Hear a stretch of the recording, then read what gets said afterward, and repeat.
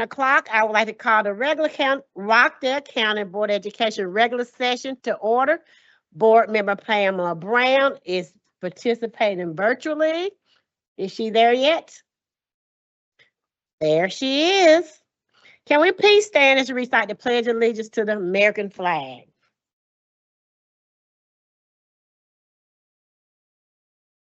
Pledge allegiance to the United States of America and to the republic for which it stands, one nation, under God, indivisible, with liberty and justice for all. Mr. Kenny, you have the floor to present a motion concerning the agenda. Please proceed. Thank you, Madam Chair. I make a motion to move item 8 of the consent agenda. That would be the budget to new business discussion.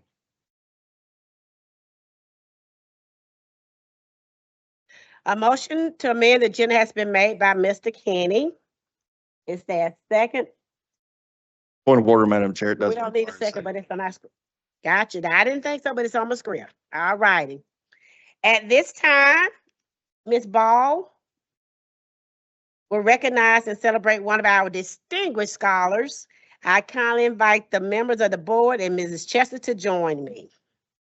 Down front. And please excuse my tie tonight.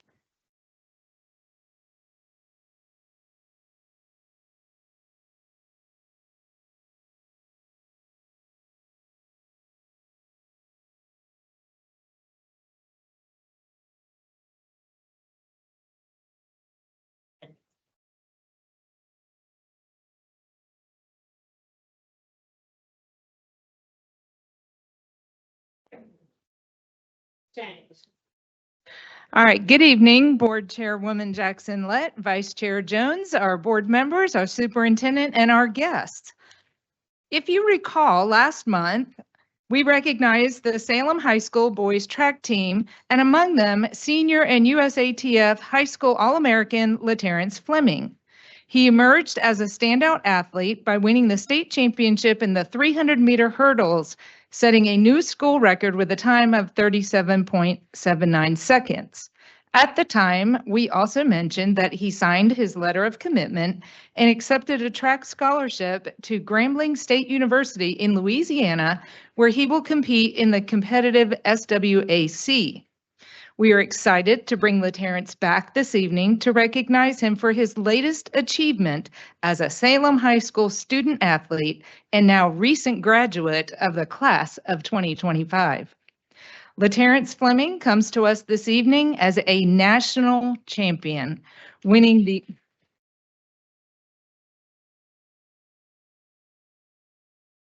winning the 2025 Adidas Nationals in the 400-meter hurdles with a time of 52.21 seconds.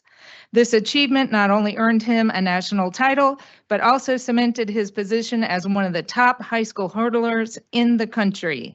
Please join me in congratulating LaTerrence Fleming at this time.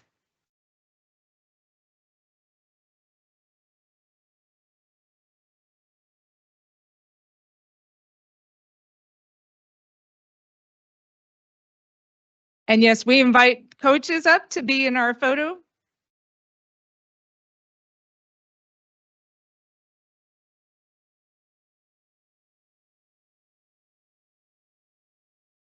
So you know we're going to have to print this and get you to sign a bunch of pictures, right? I'm going to say, we knew him when. Back up just a hair.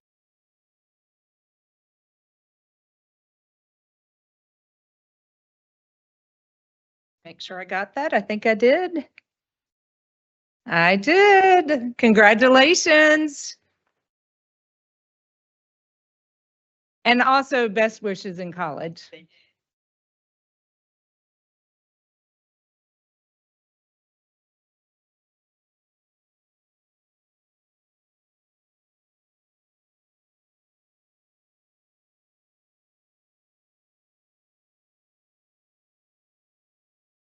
I have any visitors cards, okay.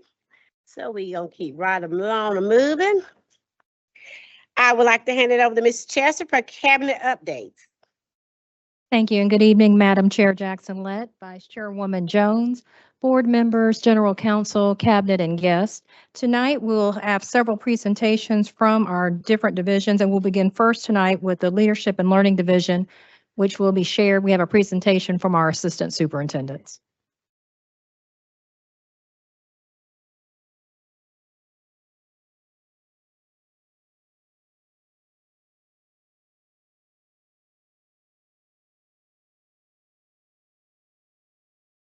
Good evening, Chairwoman Jackson-Lett, Vice Chairwoman Jones, board members, Superintendent Chesser, cabinet members, and guests. I am LaSharon McLean, representing the Division of Leadership and Learning. I am joined this evening by Assistant Superintendents, Ms. Hunter and Dr. Richardson. Tonight, we are excited to share an overview of our work aligned to continuous school improvement. Superintendent Chester tasked our team with organizing a school improvement summit.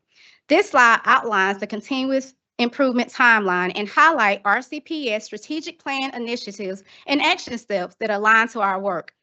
The school improvement planning process is essential to continuous improvement. Key component includes conducting a comprehensive needs assessment, prioritizing needs, and setting goals, and developing a school improvement plan. As a result of Superintendent Chester's charge in April, we introduced the vision of our Continuous Leadership Summit to principals during their PLC, providing resources and outlining next steps for the school improvement planning process.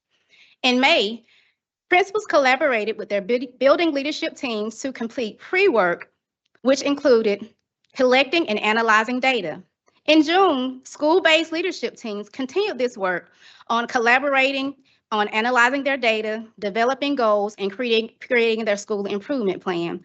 Also, principals and their school level leadership team participated in the first annual Continuous Improvement Summit at the central office with central office staff.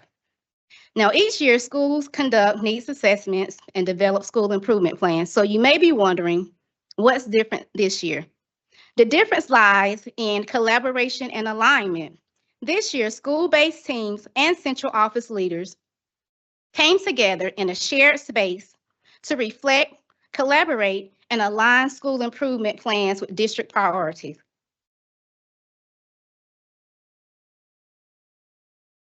This slide captured feedback from some of our RCPS staff who participated in the summit.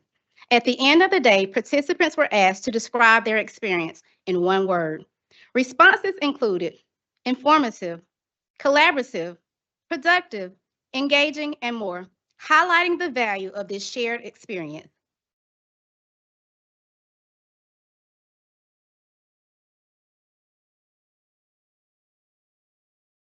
Well, we're missing a slide. There was a slide to show you some of the work of our school leaders and our district leaders working together side by side. But on some of these other slides, you will see some pictures there. So as I mentioned earlier, principals were informed about the summit in April and provided pre-work during their PLC. This slide provides a snippet of that pre-work, which includes collecting and analyzing academic, attendance, and behavior data, engaging in school discussions to identify trends and areas of focus. The preparation allowed for schools to arrive ready to engage in meaningful dialogue and to continue the work. District leaders visited each team during the summit to offer feedback and support, ensuring that school goals and plans align with district priorities. At this time, I will turn it over to Dr. Richardson, who will continue to share our work around continuous school improvement.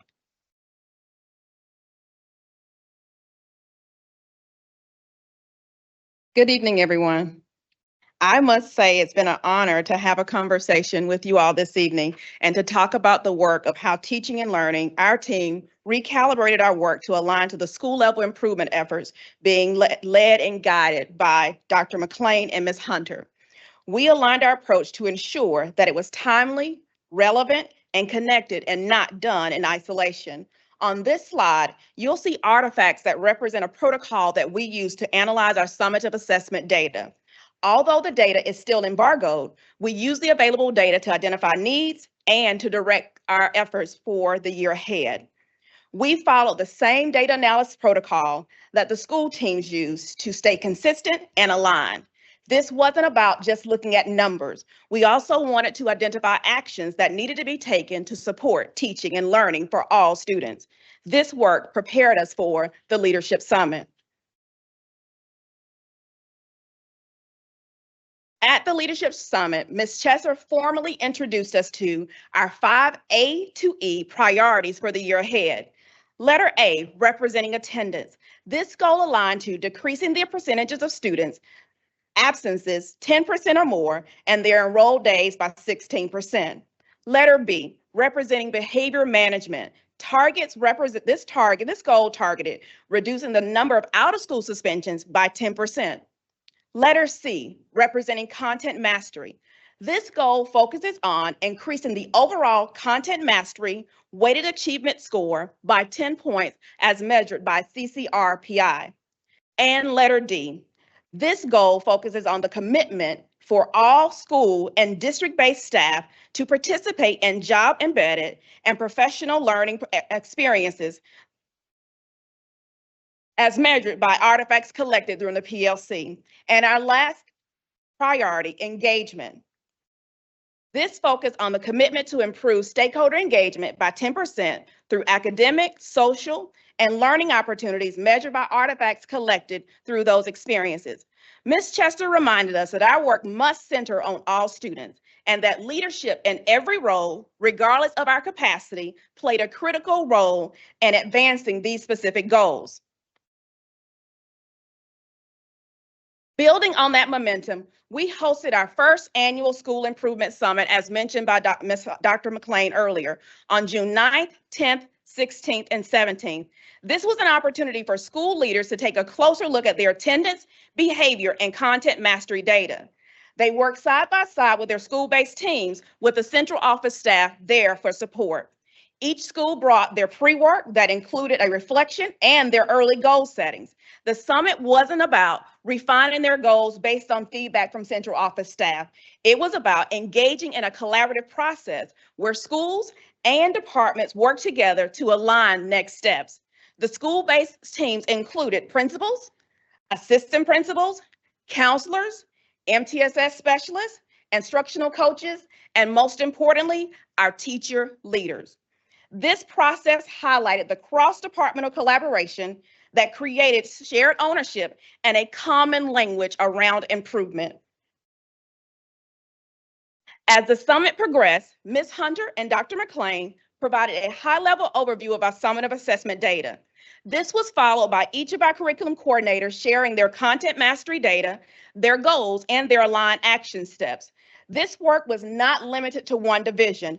All departments were available to engage in this learning experience and the efforts that supported it. This included the leadership and learning team, the community impact team, technology, operations, and the cabinet. Together, we contributed to the collective understanding of how to support improvement across the district. We intentionally discussed the district priorities and how we function or they function as a system. When looking at this specific graphic here, I want you to understand how we embodied system thinking. Attendance drives instruction. Behavior shapes the environment. Supportive, respectful climates create a space for success. And development builds capacity. When we grow our people, we grow our outcomes. Engagement connects our schools, our families, and our communities, building trust and ownership across the district. And content mastery is a shared goal driven by influence, each of the other components supporting it. These goals are interdependent. When one area is strong, it supports the other. When one area falters, the entire system feels the impact. This perspective encouraged all of us, and I do say all of us, to break down the silos and view improvement as a shared collaborative lens. School leaders, and I want to be clear with this, school leaders had the autonomy to design their school-based goals based on their data that was presented in their building. But there was a collective expectation that schools, programs, and district goals should align. The summit was just the beginning. Our next step will include ongoing progress monitoring, coaching, and shared reflection. And Ms. Hunter will expand on that next. And while I have the floor, I will say I have also thoroughly appreciated learning and leading alongside Ms. Hunter and Dr. McLean. I have not had the opportunity to work with them as closely as I had these past few months, but we are learning a lot together. And I think we're becoming great friends. Yes. And I have to echo that. It's been a pleasure to work together, as you'll see tonight. Well, good evening. Monitoring school improvement includes a cycle of planning, implementation, monitoring of practice, and reflection. This process must be followed with fidelity to ensure we adjust our support to meet the unique needs of our students, staff, and school leaders. The planning process includes school-based professional learning communities, as we know as PLCs, which are regular visits to school PLCs to support collaborative instructional planning and data analysis, collaboration with coaches, which is based upon partnering with school-based instructional coaches to align support strategies and improve teaching practices.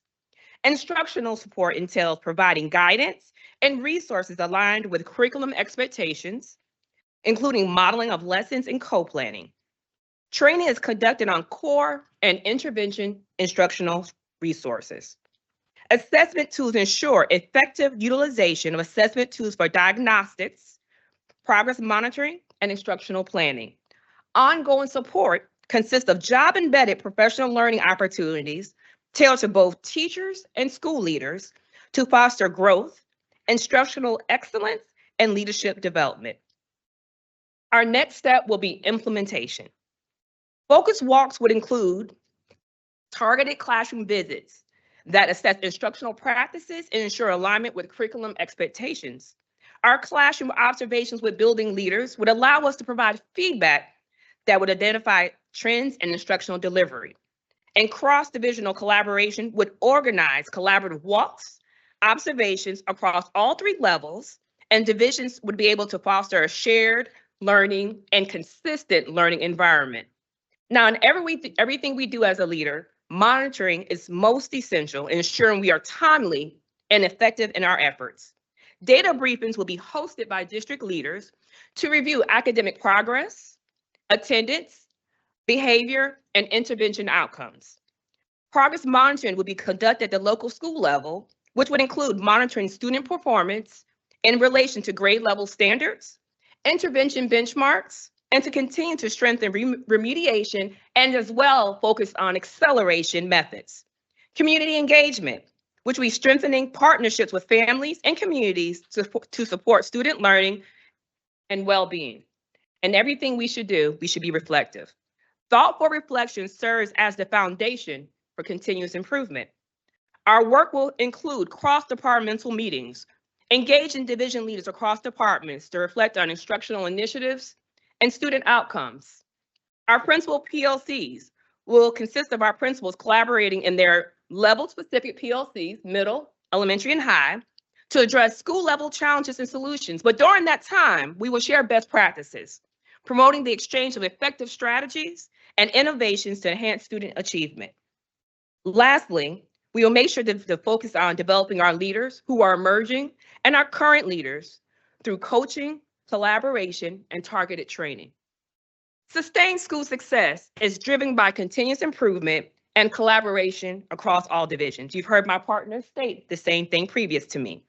By keeping students at the center of our efforts, supporting ongoing teacher development, aligning our strategies with current performance priorities, we're positioned to make meaningful progress.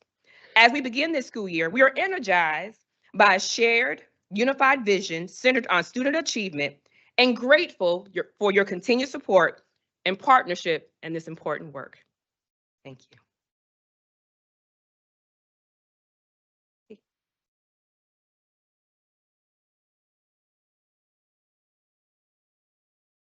Thank you, ladies. Thank you. And at this time, I need to circle back because we do need to approve the agenda. I know Mr. Kenny amend the agenda with that. It's not requiring a motion or a second vote, but we need to approve the agenda. So do I hear a motion to approve the agenda with the amendment that Mr. Justin Kenny has made? The motion was made by Ms. Janie Jones and second by Ms. Heather Duncan. Any further discussion? All in favor? That'll be a 6-0 vote. Thank you. Now we'll get back to the business at hand. Okay, thank you, Mrs. Ball. You're up next.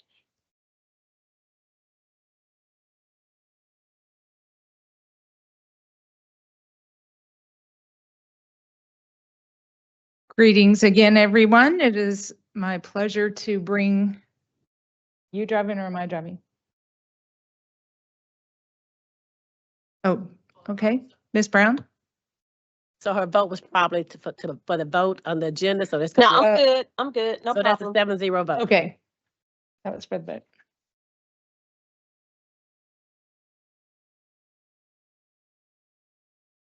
Okay. Okay, so I am going to bring to you every month now, kind of a synopsis of what's going on in the district and some of our good news. And I'll be bringing this to the regular meeting every time. At the regular meeting is usually when we have parents and students and an audience who also need to see this information. So, and I will just, the first slide is always about media relations, and we'll skip through to our future educator signing day. You can see we had, actually some of you were there for that, about a dozen students who were in the teaching as profession career pathway that had an educator signing day over at Rockdale Career Academy. We had our RCPS Leadership Summit, and I think you've had the pleasure of attending that as well. Very fulfilled day of professional learning and fellowship and planning for our upcoming school year.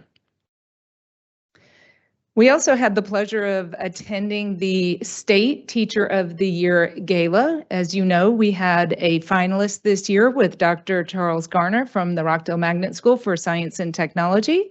And we're very sad that he wasn't chosen as the state winner, but we know that he's our winner, and we certainly appreciate him and all that he's done over the years.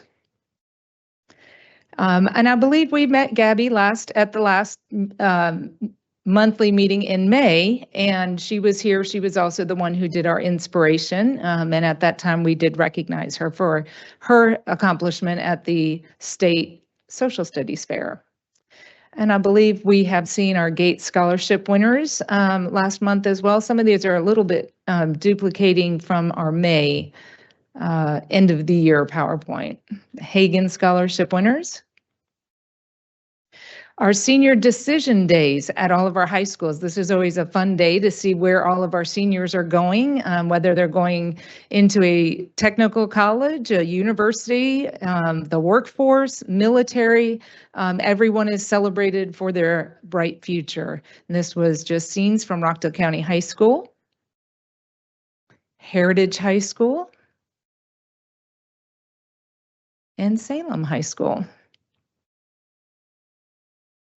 And then you all attended graduation. So this was the culmination of the class of 2025 and their senior year, and our send-off to them and celebrating all of their accomplishments and looking forward to their next chapters. Salem, that was Heritage, Salem, and Rockdale. We've had some successful teacher job fairs. We had 2 of them, one in May and one in June, with very good attendance at both of those. We recently followed up with a classified job fair and had over 200 attendees. Just talking to school nutrition, they were looking for about 25 to 30, and they interviewed 69 people. So that was a very successful event. And we have some, the school year never ends and professional learning never ends for our employees. This is the time of year that we all are going to conferences and to PL opportunities. So we congratulate Dwight Spencer and Josh Ralston, who participated in the Operations Personnel Certificate Program with the Carl Vinson Institute of Government. Our Human Resources earned a gold award of excellence for best in class in the area of retention practices. So congratulations. Ms. Stevens is here with us. This is National History Day State, which was in our last month. We reviewed this and we also recognized these students for their state accomplishment. But we did have some students attend the national competition. So we have a 7th place national winner among us, Joshua Buchanan, and I'm sorry, they must be on autopilot here. Joshua Buchanan, who we will bring for recognition in August. We typically bring all of our national competitors, but of course, we wanted to catch Mr. Fleming before he went off to college. So, but we bring our national competitors in August to recognize them. But you see here, we have students from Heritage High School that also participated and placed. And then, of course, Joshua from General Ray Davis Middle School. They went to Maryland, and I believe we have 20, almost 30 students going to FCCLA Nationals in Orlando in another week or two. Of course, we had, I'm going to back up here. We just recognized LaTerrence Fleming, and you can see his pictures here from that national track meet. And then we end with our upcoming events. And as you can see, the summer is over. We are full force, moving ahead with a lot going on in July. And before you know it, the first day of school will be here. So thank you. Thank you, Mrs. Ball. Ms. Smith?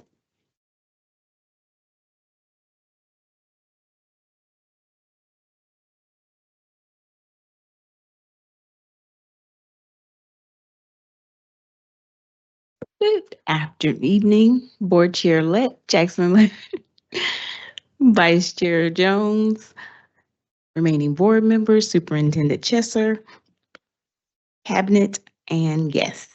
Tonight, I'll be bringing the final financial report for the month of May. The revenues for the month of May are $11.2 million. Year-to-date, we're at $208.8 million, and that represents 95.7% of our current budget. Last year, we were at 10.6 for the month, 190.8 year-to-date, and that was 95.4% of the budget. So we're kind of on target from where we were last year. Expenditures are $19.3 million for the month, $199.7 million year-to-date, representing 90% of the budget, and expenditures were 17.9 last year, 191.8 year-to-date, representing 93.5% of the budget. So we're trending a little less than we were last year. And our encumbrances are $1,070,654.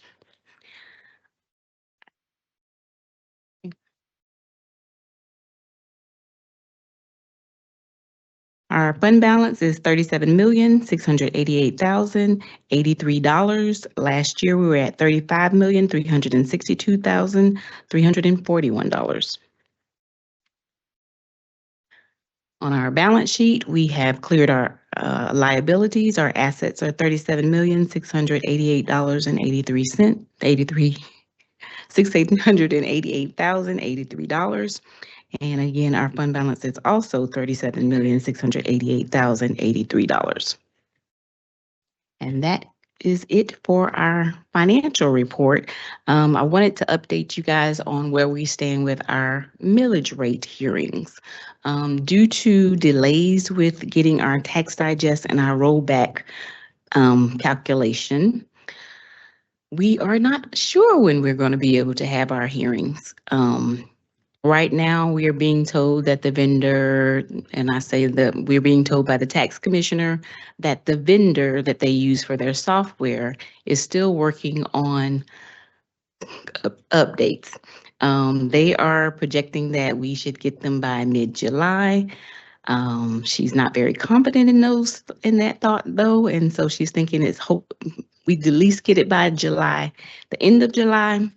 If we do get it mid-July, we'll be able to have our hearing. We'll push it back. I think we had told y'all preliminarily 23rd and 30th. It'll probably be us putting the ad out there on the 23rd, having the hearings on the 30th and August 6th. And if it's the end of July, we'll probably be doing ad on August 6th and doing the hearings on, the 14th and the 21st, along with our regular work session and our regular board meeting. If something happens and we don't get our millage rate information or calculations, tax digest before then, it could push us back, and the tax commissioner has to get the counties, the cities, and our millage rates and all the documentation for the tax digest to the state by September 1st. That's the deadline. She is contacting them for an extension just in case. But if it's delayed, then if we're delayed in getting it to the state, then it could also push back when they can send out their tax bills. And if this is delayed, then it could also delay when we start collecting that revenue. The taxpayers have 60 days to pay off those bills. And so 60 days, it's not necessarily, we're not sure yet if it's 60 days from when they get the approval from the state, or because typically, well, in the past when it has been delayed, and I think she said it's only happened one time since she's been there in her 12 years or 12 digests, they moved it from November 15 through to December 15.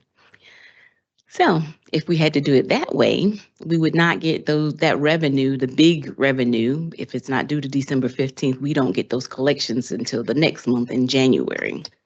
So just wanted to bring you guys up to date on where we are. But hopefully we're gonna all get together and call on the God and pray that does not happen. Who's first? Kenny? Thank you, Madam Chair.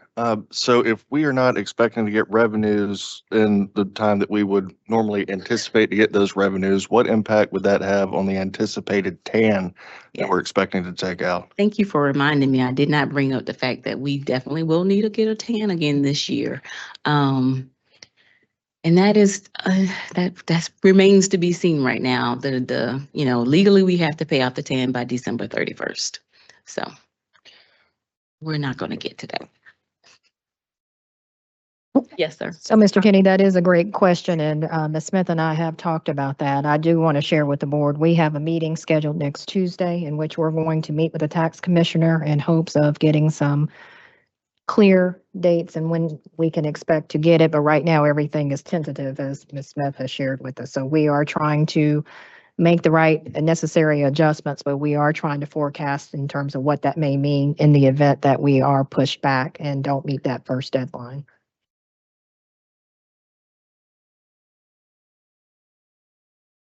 That was my line of questioning also regarding concerns about the TAN. So have we checked into the legality of being able to extend any of that? Because I know state law says if we get a TAN, we have to pay it back by the December the 31st of the fiscal year we borrowed the money. Would that be correct? That is correct, and we have not looked into whether we can request some type of extension. This is new information as far as the delayed timeline that we just received. So as the superintendent said, we're scheduled to meet with the tax commissioner early next week. And depending on how that meeting goes, we'll look into next steps as to what type of legal action that we can take to give us the ultimate latitude. Question. So this is due to the vendor that they're using to collect the information. Do you guys know if it's unique to us? I don't believe that it's unique to us. As some have gotten their tax digest, some have not. And I think some of it is related to, so it's the programming related to House Bill 581 that's delaying it. And they just haven't quite gotten to us yet. And from what I'm being told too, the fact that we have a host, or the county has a host, is making it more complicated. And so we're at their mercy, unfortunately. Any other questions? Thank you, Ms. Smith. And just to wrap up tonight, Board, I do want to share a couple of things. I know Ms. Hunter is in attendance tonight, but she has been working very hard with the high school principals to conduct a graduation survey. And so that was launched yesterday.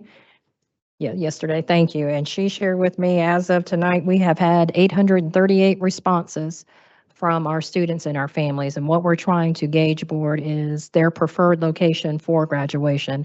And that was important to us as we move into the next school year, what their preferences really are, with the understanding of one option, the number of tickets, the indoor, outdoor variances and things like that. So we wanted to solicit their feedback so that we can use that to drive the decision.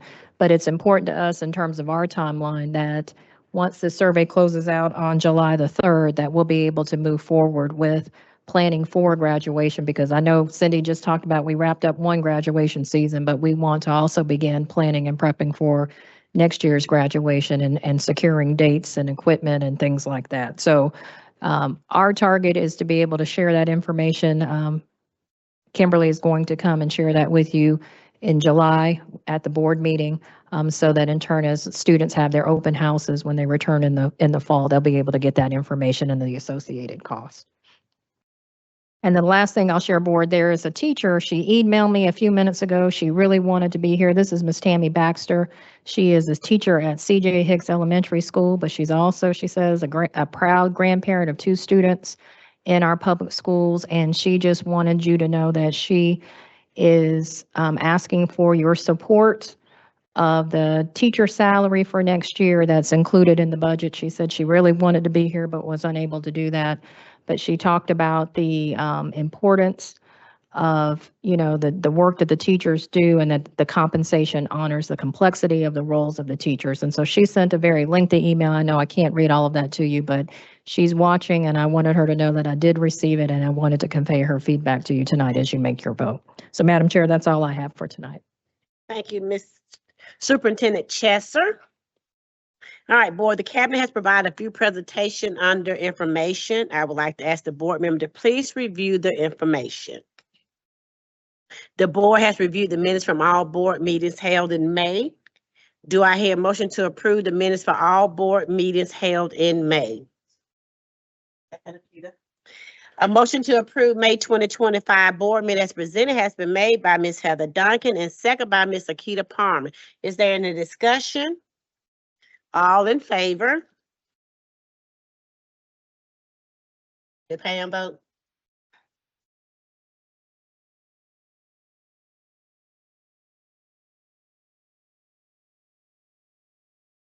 Ms. Brown? She may be having technical difficulties, so we're going to say a 6-0 vote. There's no old business or new business. Last week, the board voted to place numerous action items on the consent agenda, which we did amend today. Earlier, the vote voted to move the FY26 budget adoption from the consent agenda to the discussion agenda for a vote. Do I hear a motion to approve the remaining action items under the consent agenda? Second. A motion to approve the action item under the consent agenda has been made by Ms. Heather Duncan and second by Mr. Justin Kenny. Is there any discussion? All in favor?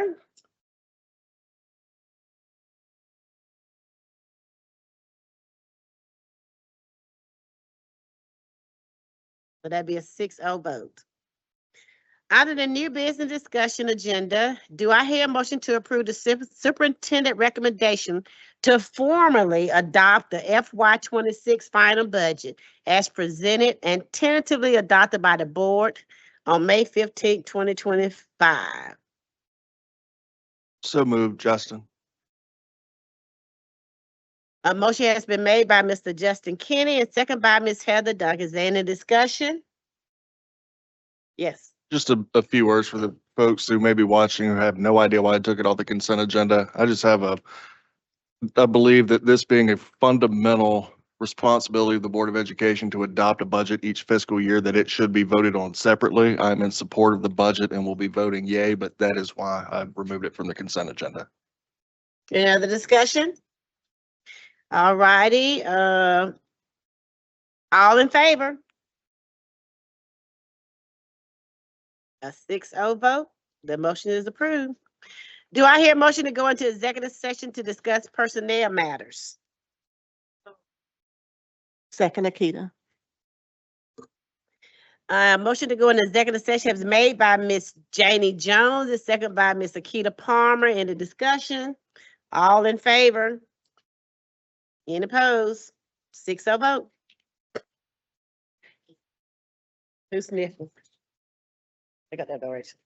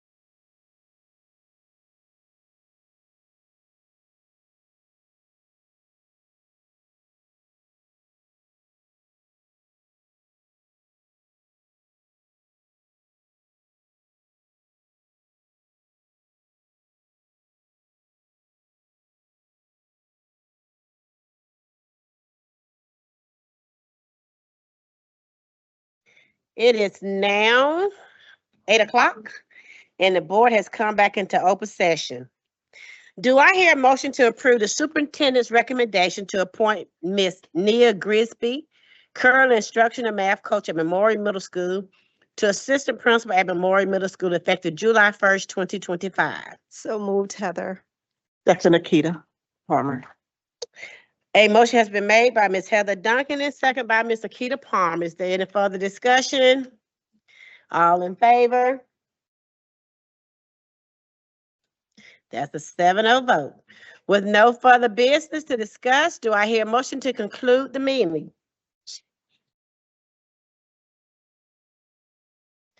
A motion to conclude the meeting has been made by Ms. Janie Jones and second by Ms. Heather Duncan. Any discussion? All in favor? Any opposed? The meeting is concluded at 8:01 with a 7-0 vote. Have a good night.